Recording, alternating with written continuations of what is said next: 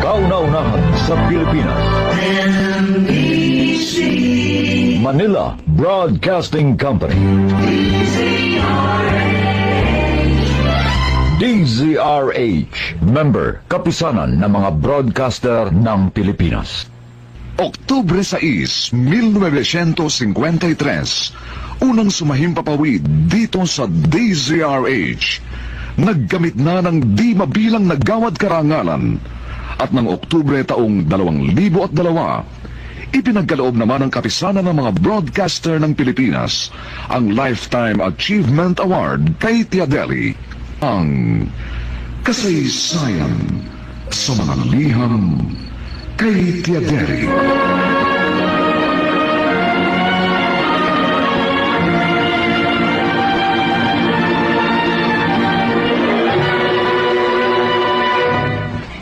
Itong inyong Tiadeli.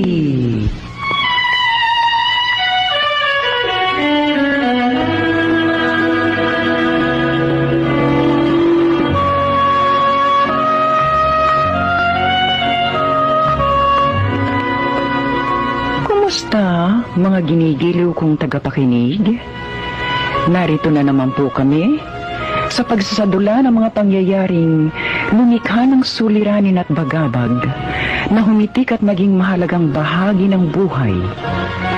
Mataos naming layunin magdulot na ikagagaan, kundi man tuluyang ikapapawi ng hapdi at kirot ng pagdurusa o agam-agam. Sa huli, ako pong mag-uukol ng maikling panukala o kuro-kuro na sana'y makasiya sa may-ari ng salaysay, makaaliw sa marami, at kapulutan ng aral ng ibang ang isip ay hinilam ng nanghinang kalooban at nagkulang ng tiwala.